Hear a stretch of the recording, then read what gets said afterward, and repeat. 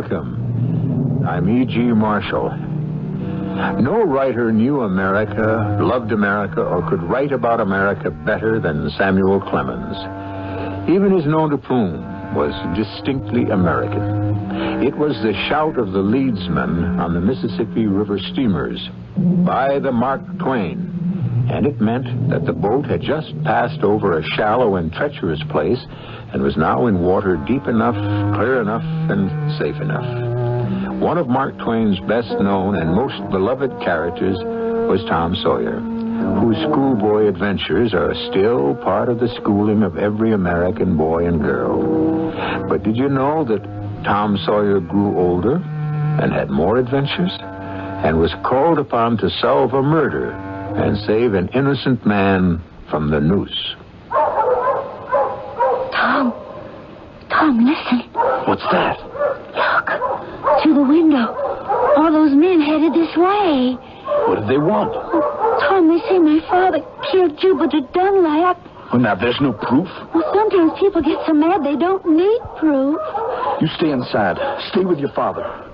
Hand me his musket. Yeah, but Tom, there's 15, maybe 20 of them. You'd be surprised what one man with one gun can do.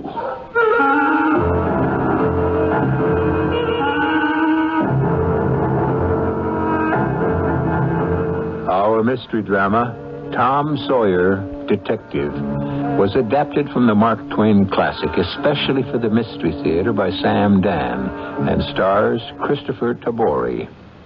It is sponsored in part by Buick Motor Division. I'll be back shortly with Act One.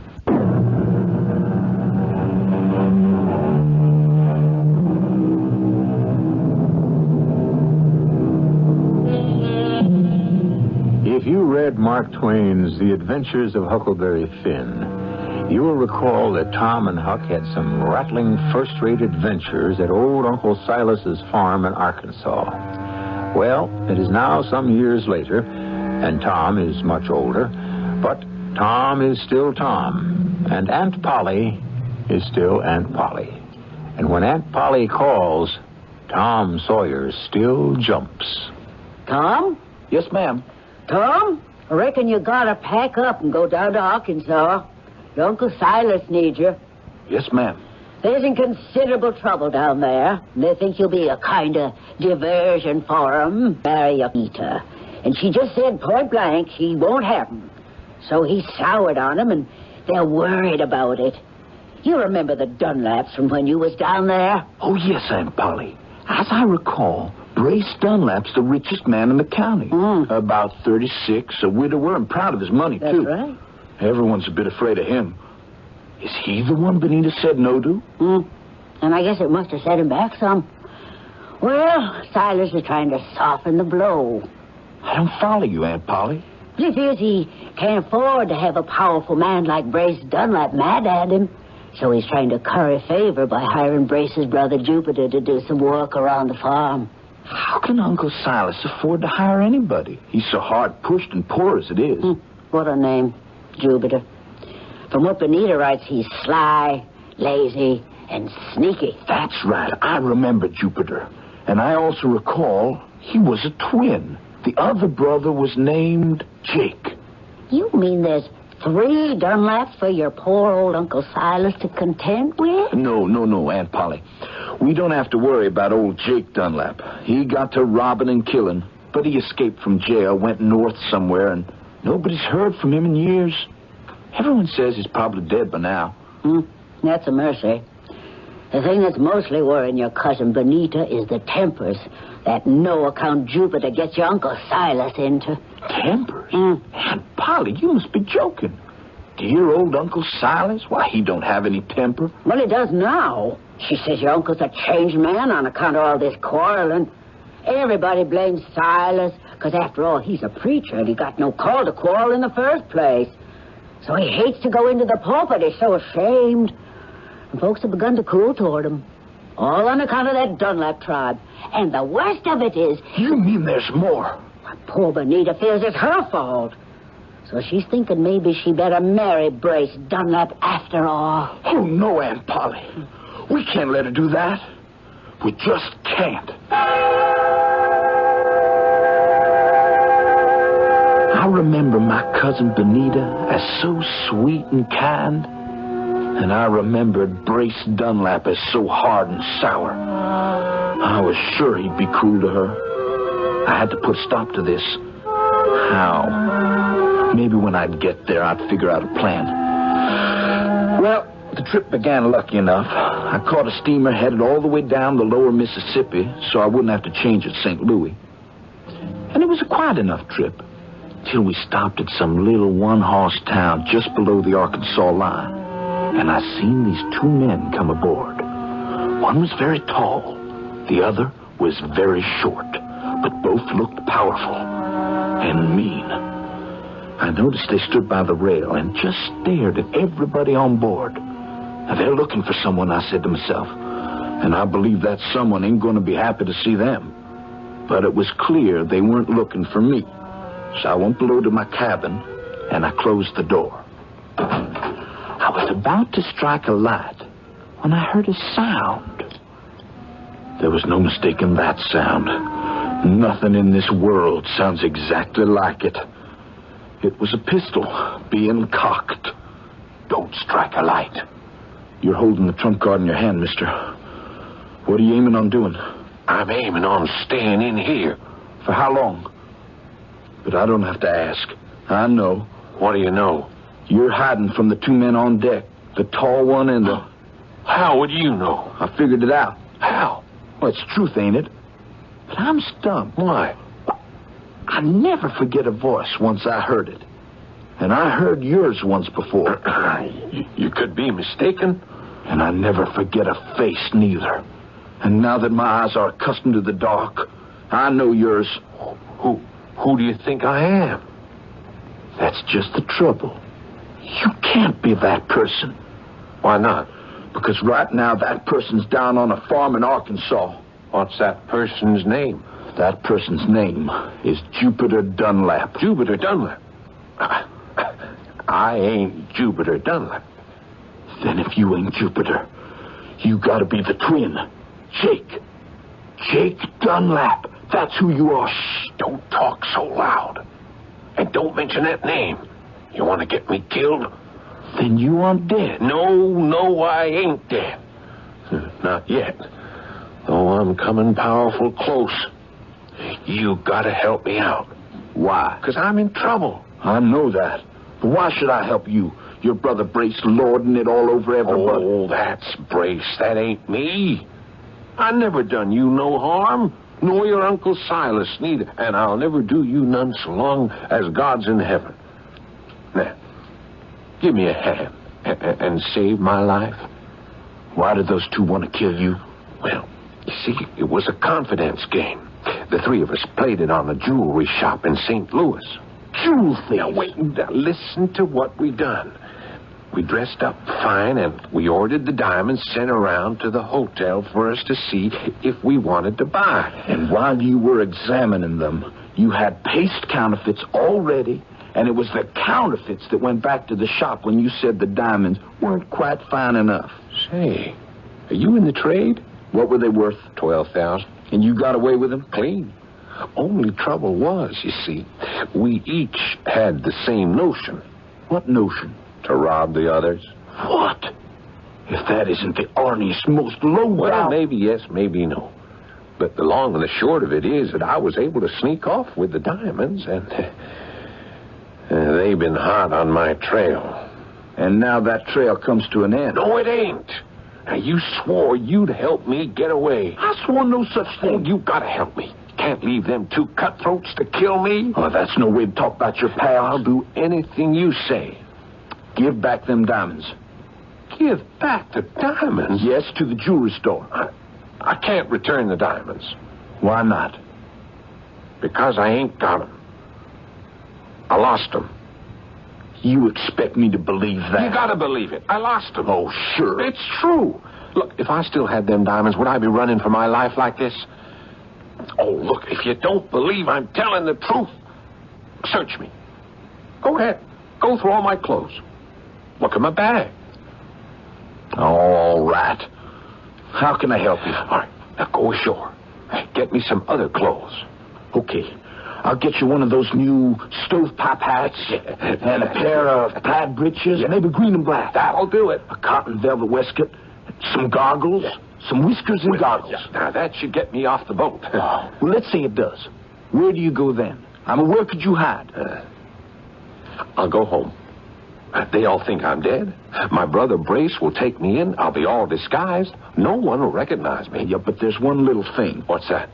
Won't people notice that you sound like Jupiter and want to make them think that the other twin that's supposed to be dead, but maybe he's not? Now, you are a sharp one.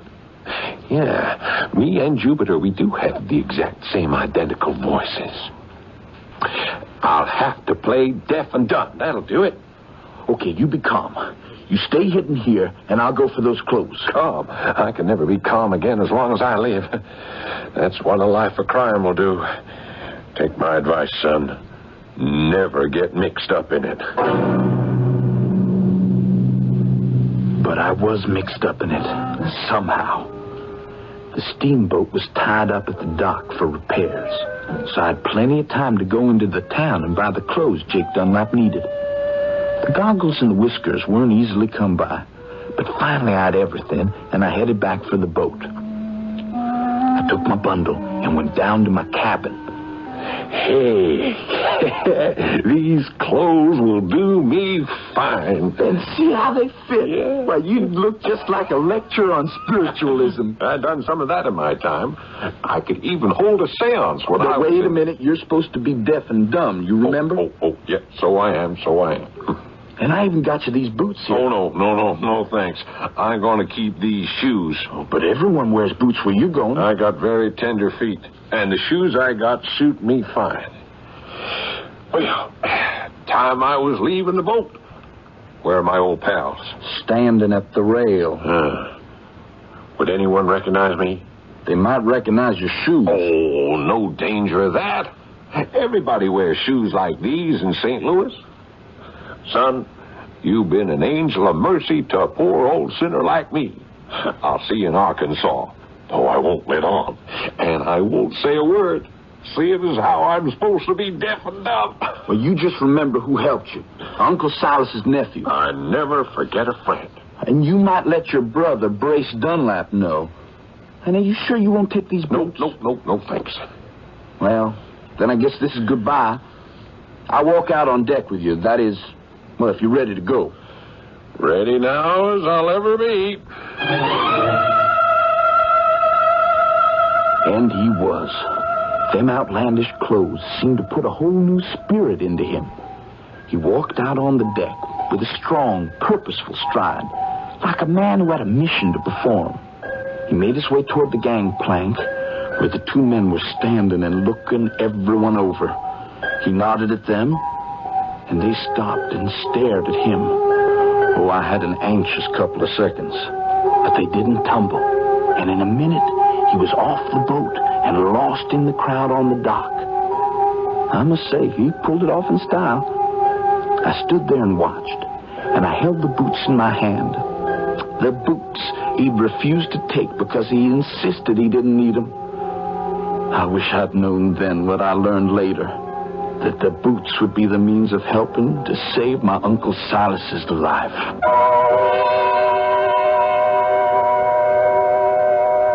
Tom Sawyer, detective. And you must admit that Tom attracts danger and adventure just by breathing, just by walking into a room. I mean, most people go on an ordinary steamboat ride and all they get to see is the scenery.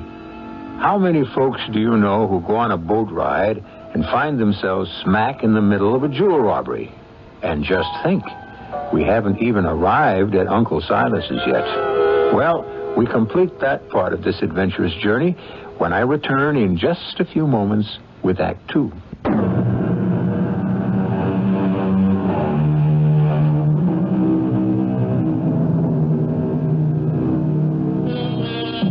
Tom Sawyer is bound for his Uncle Silas's farm at Arkansas to help Silas and his family through some rough sledding.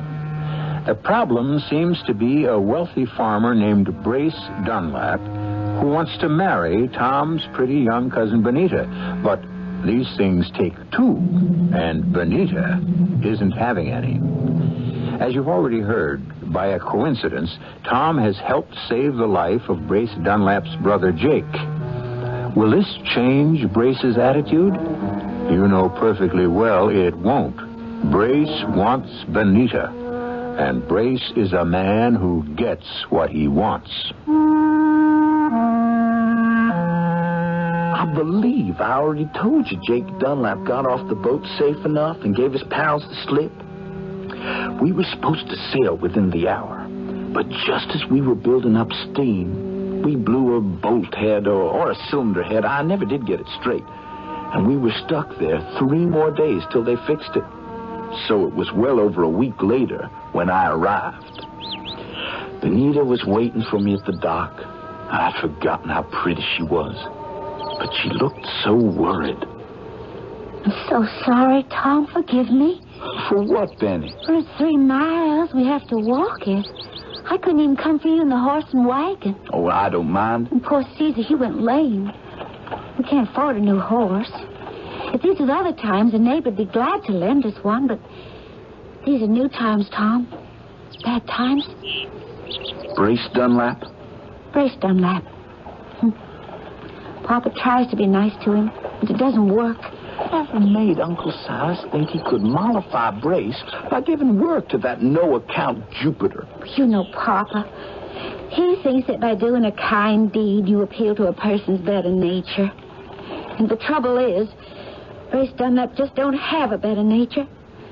I know that's a hard thing to say, especially for a preacher's daughter. But it's the truth. I was willing to give up. I said I'd marry Brace, but Papa said he wouldn't hear of it. And he's turned Papa into a nervous, angry, hateful person. Tom, what am I going to do? I want to save Papa. Oh, we'll think of something. We kept walking along till I seen a paper posted on a tree by the side of the road. First I thought it was a poster for a runaway slave. But then, when I stopped to look, I saw it was something else entirely. $2,000 reward for the information leading to the arrest and conviction of 3 men who stole 2 rare gems from a St. Louis jewelry store, or for the recovery of the jewels. Oh, I wish I could find those gems, Tom. $2,000. It's a lot of money. Oh, that could make Papa independent. He wouldn't have to fear any man. Sometime, Benny, when all this is over, I'm going to tell you a story about those gems. Why, Tom, what do you know about stolen jewels? Oh, wait a minute. You hear a voice? Oh, yes. No, it's Papa. You see, off in the fields there, he's yelling at Jupiter again. Say, it looks like he's fixing to do more than just yell. He's picked up a stick. We have to stop him. Papa! No. Papa, no! Papa Acre, don't hurt me. You ought to be lucky I don't... Papa! No, Papa, please! Stay out of this, Benny. Papa, I won't. Papa, look. Here's Tom Sawyer. He's come to visit. Hello, Uncle Silas. Tom Sawyer. Who's Tom Sawyer? Papa, you know Tom. Don't you remember me, Uncle Silas? Tom. Oh, yes, Tom. Lord bless you, Tom. I ain't very well these days, and I think my memory's gone. Tom, I was a-praying to the good Lord for a true help in my hour of need, and he sent you. Are you all right now, Papa? I know the Lord is displeased with me, children. Displeased with you, Uncle Silas. Oh, Papa, not with you. Yes, he's trying me the way he tried Job. Jupiter is my affliction, and I cannot abide him. I look at him. He stands there shaking, nervous. His hands keep running across his face, and he talks like a fool, and he behaves even worse. And the terrible thing is, I want to kill him. Papa. Now, Uncle Silas, you can't mean that. Yes, I actually and truly wish to take the life of a fellow human being. Me, who always considered himself a man of God. I'm being punished for my evil thoughts, children. Punished. Oh, now, come home, Papa. You'll feel better for a nice hot supper. No, child. I'll never feel better again. But he did. It takes a real strong bad mood to withstand homemade hot biscuits and fried chicken and pie. I swear. Even if Benny didn't have the looks, men would still want to marry her for her cooking. Well, Uncle Silas's spirits were raised up again when suddenly there was a knock on the door. And it was Brace Dunlap. Right off, I could see the resemblance to Jake and Jupiter. But he was younger, better looking. And he had something neither of them had. A cruel, mean look around the mouth. But he did talk nice and pleasant. Good evening. I'm sorry to interrupt you folks. Good evening. Will you join us at supper? I wish I could, Miss Benita, but I'm worried about my brother. Are you? I expected him home over 2 hours ago. Would you know perhaps what might have kept him, Reverend? How would I know? Am I your brother's keeper? Papa. Sorry I disturbed you. It's getting dark now. I better go out and look for him.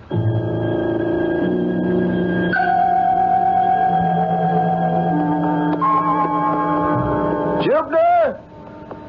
Jupiter! Jupiter! Can you hear me? Now, where can that fool be? Brace! Where are you? Behind the trees. Well, come on out. What are you doing there? Brace, come here. Come here. I got something to show you. Now, Jupiter, it's late and I ain't had my supper. Jake is here. Brace. Brother Jake himself. What? What are you talking about?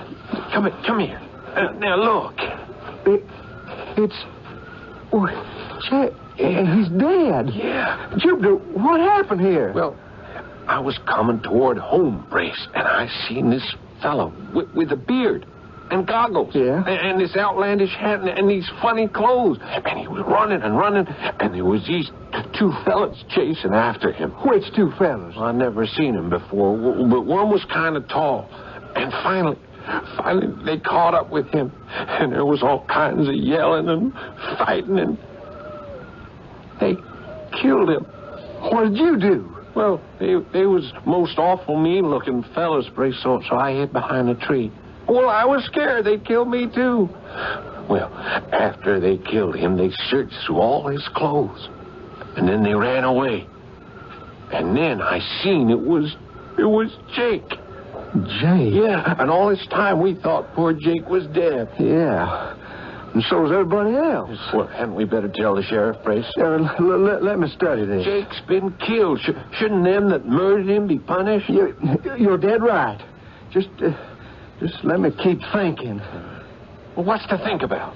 Well, poor Jake's death should be a lesson to all who presume to violate the law. He lived by the sword, and he died by the sword, so to speak. Yeah, I don't follow this. Put on the whiskers and the goggles. What? What? Just do as I say. Now, all right. Now, there. Now, no one would ever dream you was Jupiter Dunlap. You just take off your clothes and put them on poor old Jake. And you put on Jake's clothes. Why? And we'll bury Jake. Bury him? Nobody knows about Jake except you and me. Yeah. And them there two fellas, and, well, they're long gone. They ain't gonna say nothing. But we just can't go. I mean, we have to tell the sheriff. We will, in good time. Meanwhile, you, poor old Jupiter Dunlap, you will have disappeared. Me? But why? Because we're going to let on that it was you that was murdered. Me? Murdered? Why? By who? By who? By Uncle Silas. Why? Because he hates you. Well, he don't really hate me. He just... I'm doing the thinking, Jupiter. And at the right time, the body will be discovered. And everyone will think it's you. And we'll even have witnesses to say Uncle Silas killed you. What happens to me? Well, You're some poor stranger who's wandered around these parts, and you can stay with me because I'm such a charitable person. Oh. Hey, won't everyone know who I am? You're wearing a disguise, remember? Oh, okay. Hey, but what? But everyone knows my voice. Oh, you ain't altogether a dummy. Wait, that's it. The answer. That's what you are. A dummy! You're deaf and dumb. That's perfect. Now remember, you mustn't say a single solitary word, ever.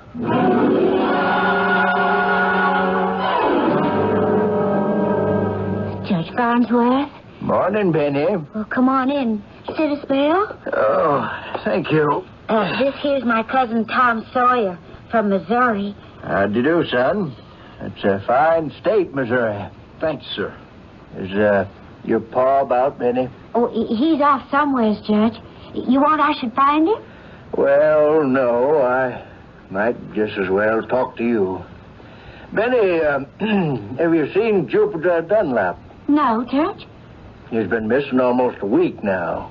He ain't shown up here. There's talk going the rounds about the village. What kind of talk? Talk that your pa murdered Jupiter Dunlap. Oh, but that ain't true. How do we know Jupiter's been murdered, Judge? You don't have a corpus delicti. I see you know your law, son, but still, the talk is getting powerfully strong. It's that Brace Dunlap. He'll do anything to hurt Papa. But the fact is, Jupiter has disappeared. Oh, Judge, what are we going to do? I thought you might help. Me? Well, what can I... How do you believe your pa is... Well, could he actually have killed Jupiter? Judge. Did he ever threaten to kill Jupiter Dunlap? No. Well... Yes? Well, you see, Jupiter drove Papa out of his wits. All right, that's what I want to hear. Why? And I'm a friend of your pa's. And if matters should ever arrive there, and I'm not saying they will, that should be the defense his lawyer should plead. His lawyer? Well, but Judge... And don't you ever breathe a word that I've been here and talked about it. You understand? Now, good day to you both. Oh, Tom? I can't believe it. Would Brace Dunlap murder his own brother just so he could lay the blame on Uncle Silas? He'd do anything. He's a devil. He's fixing to have Papa hanged. Oh, now, wait, Betty. He'd stop at nothing. Maybe Jupiter just ran off and... Tom, you can't let him hang Papa. You can't. Oh, promise me you'll save him. Well, now, sure, Benny. I promise.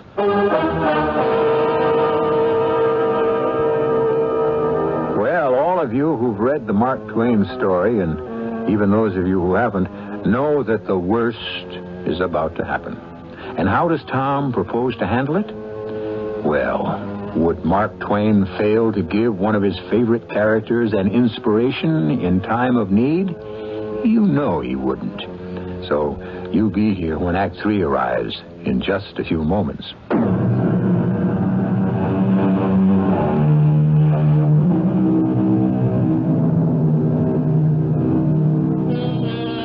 Well, here we are in a backwoods Arkansas town sometime around 1840 or so.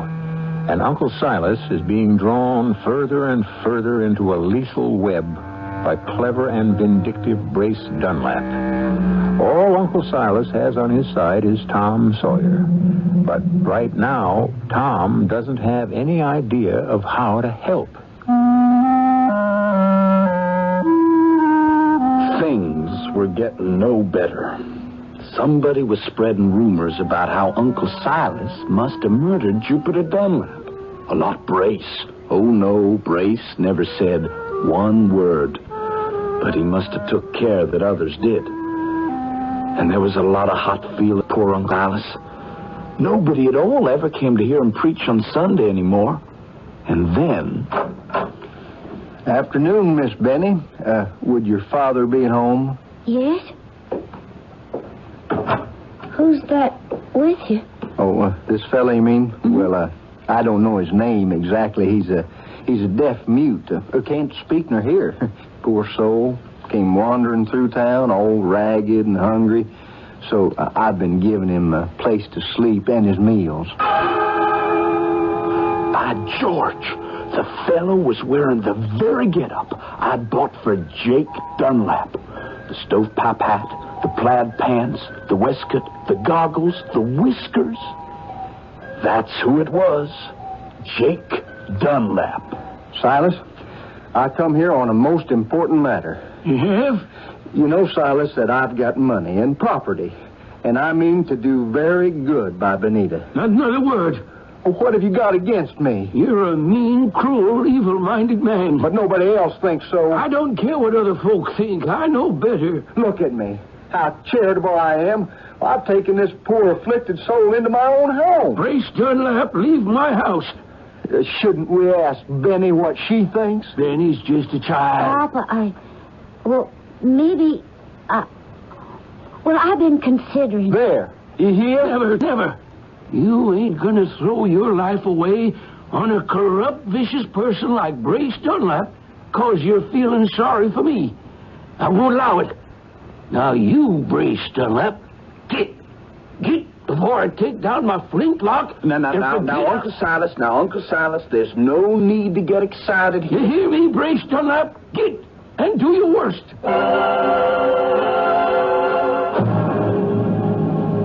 Brace, how long do I have to wear these clothes and let on to be deaf and dumb? Quite a while, Jupiter, for quite a while. There ain't no fun keeping my mouth shut. If that stupid old Silas had seen reason, you could have just reappeared and said you'd simply run off for a bit.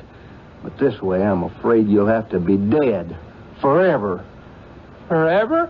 I think it's high time the body was found. The body of Jupiter Dunlap. Murdered in cold blood by old Uncle Silas. But what's going to become of me? You just play deaf and dumb for a while, and sooner or later, I'll think of something. Tom, I'm scared. Folks are talking against Papa something fierce. Oh, but now there's no proof. Oh, that don't matter to them. They think Papa killed Jupiter just 'cause they want to. But everybody can see it's Brace behind it all. Oh, folks see what they want to see. And they see how nice and kind Brace Dunlap is to this poor, afflicted dummy. And they keep saying what a kind, generous man Brace Dunlap is. Ain't it a pity about his poor brother? I don't know what they can do. Oh, folks can get ugly sometimes, Tom. Listen. Who's there? Look out the window, Tom. Oh, look. It's a whole gang of men with dogs, and they're headed this way. Where's your Uncle Silas? Asleep? You go stay with him. No, Tom. You do as I tell you now. Stay with Uncle Silas. What happens in a thing like this is that one man with a gun can change a lot of people's minds. Lots of folks just get swept away by excitement of being part of a mob. But they calm down quick enough if they see a gun on the other side. I took Uncle Silas's old musket off the wall and stood outside the door and waited. There was maybe 15 or 20 men, and they were led by Brace Dunlap. Evening. Evening. What can I do for you, gentlemen? Is your Uncle Silas at home? And what if he is? I'm sure he'd like to join us. Doing what? Well, to help clear up some rumors. What sort of rumors? Oh, about my brother Jupiter being dead. How? Well, if Jupiter's dead, there's got to be a body, don't there? That would seem to make sense. So, all the neighbors volunteered to pitch in with their hounds to search. We'll settle this thing once and for all. If we don't find the body, it'll mean poor old Jupiter just run off somewhere. I see. We figured Silas, as a neighbor, would like to lend a hand. Well, Uncle Silas ain't feeling too good. Mind if I take his place? Oh, not at all. That should have warned me something was off. But what could I have done about it? I could see Brace drawing the noose tighter and tighter. Somehow I knew they would manage to find the body. But one thing I couldn't understand. Would Brace go so far as to murder Jupiter just to have revenge on Silas? Here, it's here. This heap of fresh-looking dirt. I turned it over, and all my land. Look, it's Jupiter. Yes, it's my brother Jupiter. Those are his clothes. You can see it's Jupiter. It's true. Silas must have killed him. And now you see here, mister. I was walking through the woods. It was maybe a week ago. I seen Silas and Jupiter. Silas was a-hollering at him. Silas was saying, "I'll kill you." And I seen him pick up a stick, a heavy stick. Hold on!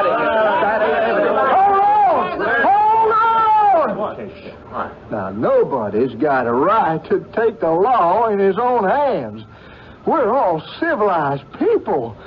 Now, let's show this gentleman visiting from St. Louis how fair-minded we are. Right. Let's see that Uncle Silas gets a trial.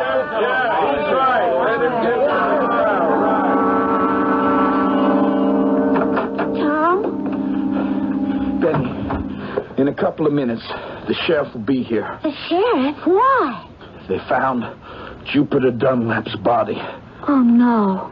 They're convinced Uncle Silas did it. Did what, Tom? What? Papa, they found Jupiter's body. Oh, did they? Papa, somebody killed him. I know. I killed him. Oh, no, Papa. I did it. I hit him a good lick and I killed him. Oh, no, you didn't. Now, hold on, Uncle Silas. Somebody buried him. Who? Me. I killed him, then I shoveled him under. Uncle Silas, you did no such thing. I did. And I'll swear to it on the Bible in a court of law. The judge wanted to appoint a counsel for Uncle Silas. But Benny insisted I should be it, which according to the law was legal. And I tell you, there was nothing I could do. I was stumped. I couldn't trap that witness. I was walking in the woods that evening and I seen Uncle Silas. But now, if it was the evening, how could you see? It was the early evening, about 4 o'clock. Or wouldn't that be the afternoon? In these parts, we call that the evening. I was getting nowhere. I couldn't shake his story. He had seen Uncle Silas beat Jupiter. He had heard Uncle Silas threaten to kill him. You could hear folks muttering against poor Uncle Silas. But the worst part of it came when... Tom Sawyer, as counsel for the defendant, is there any evidence you wish to present? Well, now, Your Honor... No, don't listen to no one else. I confess, I killed him.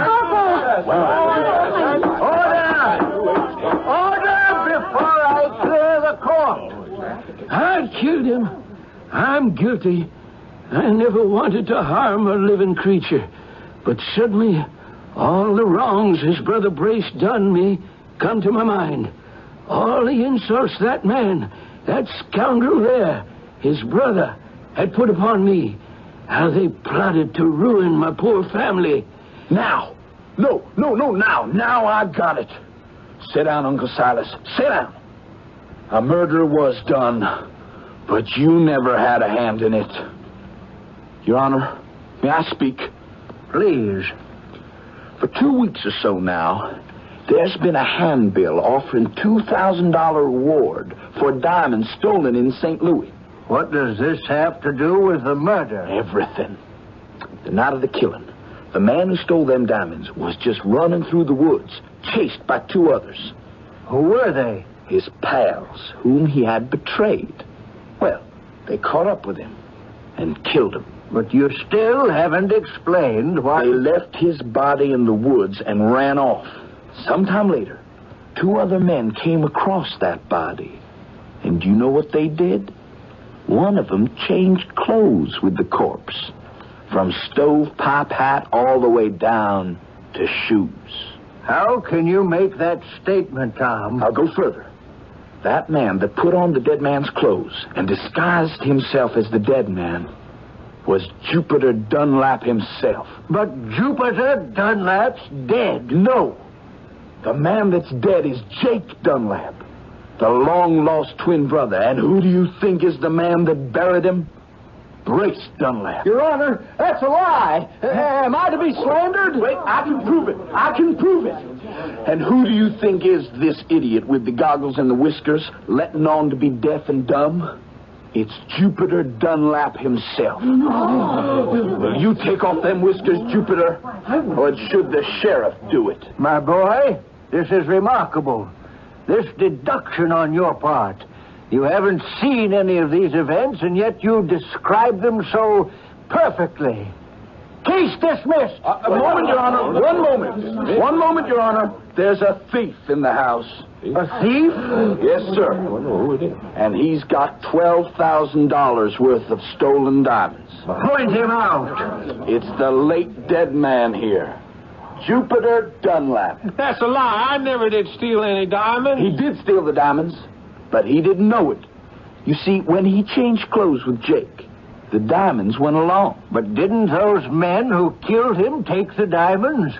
I offered on the steamboat to buy Jake Dunlap a pair of new boots, but he insisted on wearing his old shoes. Why?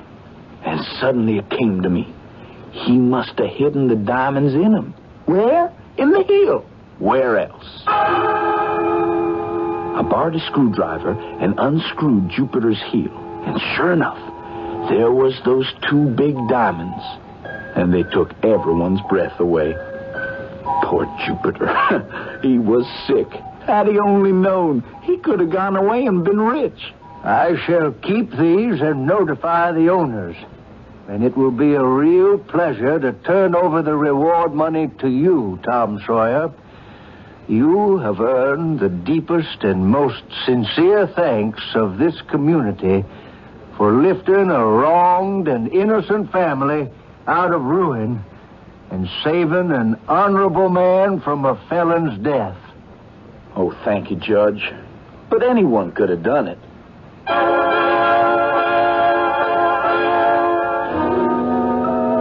Well, wouldn't you know that Tom turned over the reward money to Uncle Silas and Benita?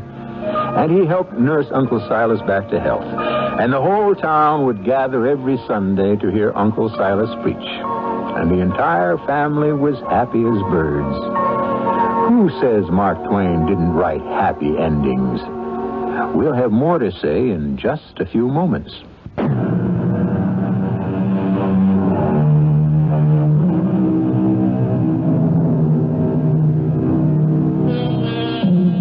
We still have Brace Dunlaps, and we will also have our Uncle Silas's.